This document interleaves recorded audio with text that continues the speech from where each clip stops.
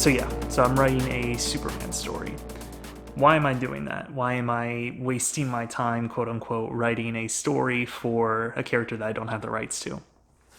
There's a couple reasons. So the first reason that I'm writing this is because I like to challenge myself as a writer. So for the last week, which has been the last week of classes of my second to last semester of senior year, which is crazy, I've been reading tons of Superman comics. And I've challenged myself. I gave myself a week to do that. I'm giving myself the next week to outline, and then I have a week to write it. So I'm trying to write the Superman script in 3 weeks, which is a pretty short amount of time to come up with an original story that has a large cast of characters, and arguably one of the hardest characters to write well, Superman. And that's reason 2. I've wanted to tackle a Superman story for a while because I often watch screenwriting videos and stuff like that talk about Superman being a difficult character to write for. The reason being is that everyone considers him to be a perfect character. His morals are already kind of complete. He's kind of already the pinnacle of people. And so when I heard that, I saw 2 ways around that. The first is the Paddington method. Paddington is also sort of a perfect character. So you write a story around where that character changes all the characters around them. So that's a possibility for a Superman story. Or you find a way to create an arc in a seemingly perfect character. And I thought that was more interesting. So that's the route I'm taking in my story, which I'll get into in a minute.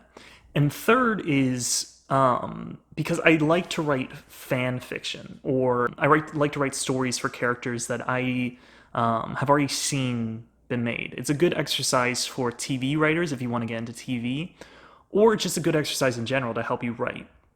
The reason being, and Aaron Sorkin has talked about this, if you are just starting out as a writer, it's great to adapt material because then you don't need to come up with the characters or anything. If you're adapting something, you also don't need to come up with the story. You just need to adapt it to the screen. So everything's kind of given to you already, which is great for new writers. But I find it very helpful, and I also find it just to be very fun because I love these characters. I love superheroes especially, and I've always wanted to write a superhero story.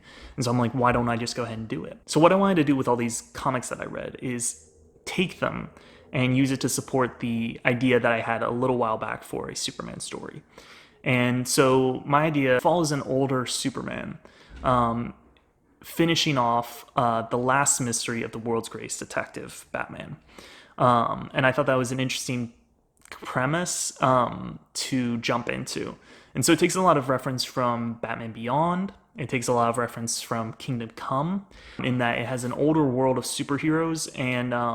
And Kingdom Come, I liked the message, especially for Superman's character in Kingdom Come. Just for reference, I'm going to be releasing videos every 2 weeks now. I started out with once a week. Found that wasn't sustainable as a student and also working on various different projects. So now it's going to be every 2 weeks, optimistically.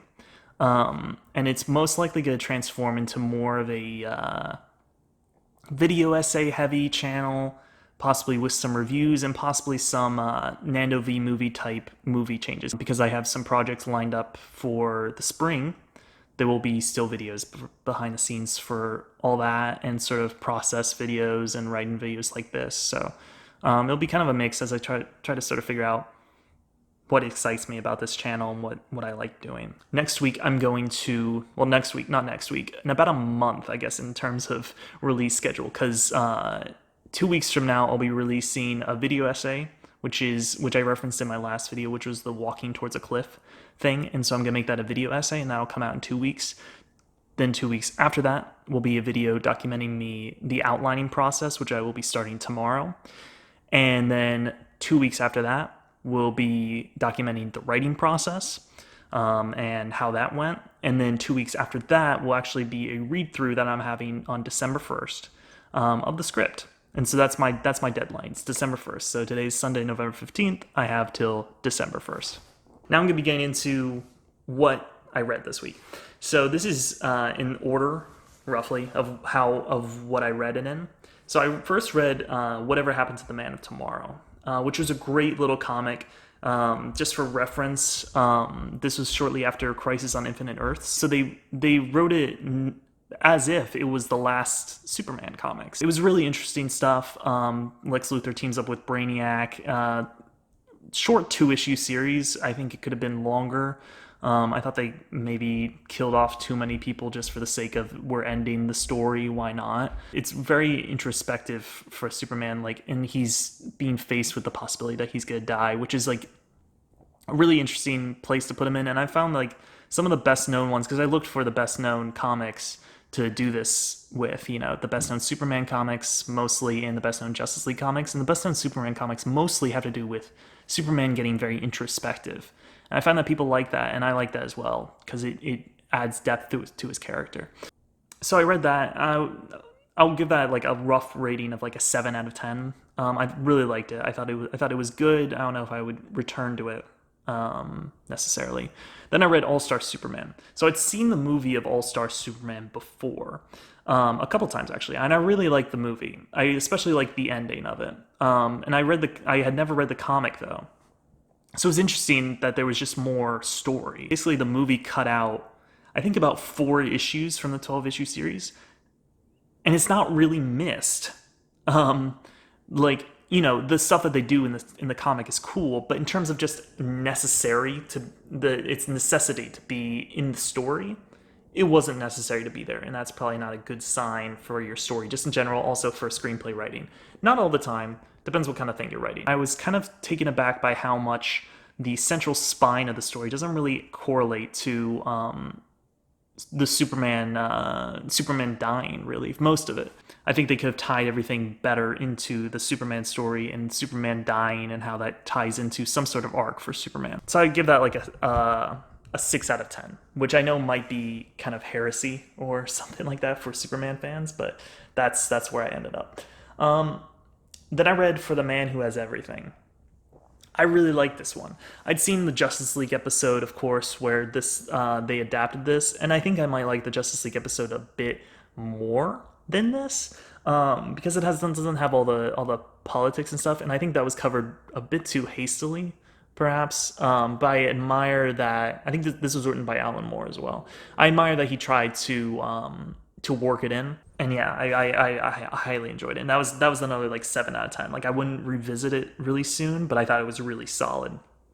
Then I read Last Son of Krypton, which I think is written by either Jeff Johns or Grant Morrison. I can't quite remember off the top of my head.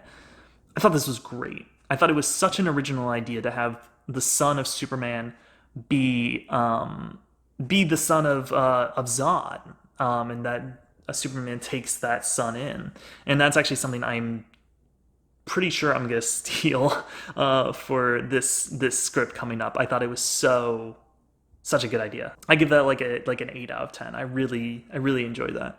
Then I read Superman for All Seasons. I like this one a lot. I thought the art especially was really great. I really highly enjoyed this one. And I'll give that one another like 8 out of 10. I'm kind of glossing through these ones that I didn't have as many problems with because I think it's more helpful to talk about story problems sometimes. So then I read Hush Beyond. I wanted to read this because it was a Batman comic and it was also a mystery, and I really like Hush. I really like Hush a lot. And my biggest gripes with this is that who Hush turned out to be, I didn't think was particularly interesting. Terry McGinnis also is going to be a character in the script because he was my original Batman. I grew up on Batman Beyond, so I gotta work him in somehow. I love Terry McGinnis. I give this one like a 7 out of 10. I thought it was good. I think it just the ending. A lot of the endings for these comics, it's tough to end these big stories. I think sometimes some of these comics do it better than others. Superman's Secret Identity is what I read next. I thought this was really cool and such an original idea of just like, it's about a guy named Clark Kent in the regular world, and he gets Superman's powers just out of the blue. And so it's about this guy growing up knowing that Superman is a fictional character, and people make fun of him, poke fun at him because of what his name is, and they're like, "Whoa, fly away, Superman!" And then he actually gets Superman's powers, and he does good with them. But he's not Clark Kent. He's not the Clark Kent from the comics. He's a full-blown new character with his own wants in the world. And also, the world is not a superpowered world. So he's coming through having superpowers in a world where he's not really contested by supervillains, which I think is also interesting because you never really see that in a Superman comic. I thought this was great. I thought it was really, really original. And so I'd give this like an 8 out of 10. Then I read Batman Beyond, Justice Lords Beyond, which is basically the Justice Lords are basically the equivalent of the crime syndicate in the main line, but they were what they called them in the DC animated universe. Justice Lords Beyond, I thought was all right. I thought it was interesting. It was basically just like Injustice, but not quite as good in terms of like the war between different superhero factions that they alluded to, and it just never quite hit me really like emotionally. But I thought there were some missed opportunities because this happens early on, so it's not really a spoiler. But Batman has to go to the crime or to the Justice Lord's Earth, and he encounters his counterpart, the other Terry. And I think they could have had a lot more to do there, and they kind of got there a little bit, but I think there was more there to explore. After that, I read Justice. Justice was amazing. I loved Justice. It's beautifully the art is beautiful. Alex Ross didn't ink it, but he painted over the person that inked it. The story was great. It was so intricate, and also the writer. There was a little blurb in the end of the issue that I read from the writer, and he was talking about how people were mad at him because he made a good case for what the villains were doing. And I've actually taken some of that ideas and that ideology and brought it over to the script. Highly recommend reading it. That was a 10 out of 10 for me. It was the only 10 out of 10 that I read. I thought it was amazing. Art was beautiful, story was great. Everything was just awesome about it. Then I read Kingdom Come. I reread Kingdom Come. Kingdom Come is one of my all-time favorites. I think the only gripe I have is that I think it ends too abruptly, and a bit too easily for all the stuff that goes really, really wrong in this comic. But I think the art is beautiful. Another Alex Ross. The story is amazing. There's one frame of it where I just loved, where Wonder Woman's like, then we go to war. And Superman says, but if we go to war, people will die. And everyone in the Justice League just turns at him like he's a child. Heartbreaking, heartbreaking, heartbreaking. Love Kingdom Come. Love Kingdom Come. 9 out of 10 for me, just because the ending feels too abrupt. Then I reread Identity Crisis. This was another one that I had read before, and I reread for this time because it was a superhero mystery, and that's kind of the route I'm going with my screenplay. Loved it. Again, the ending just doesn't quite work for me. Who it turns out to be, I thought they just playing sort of like the crazy card felt a little random. The motivation made sense for the character. If you've read it, you know what I'm talking about, but just it felt a little bit off. Maybe that's just me. That was just how I felt. The comic as a whole, brilliant. The scene with Batman and Robin in the Batmobile, if you've read it, you know what I'm talking about. Heartbreaking, heartbreaking, heartbreaking. Amazing, amazing miniseries. The last comic I read was The Death of Superman. I never read this, and it's been on my list for forever.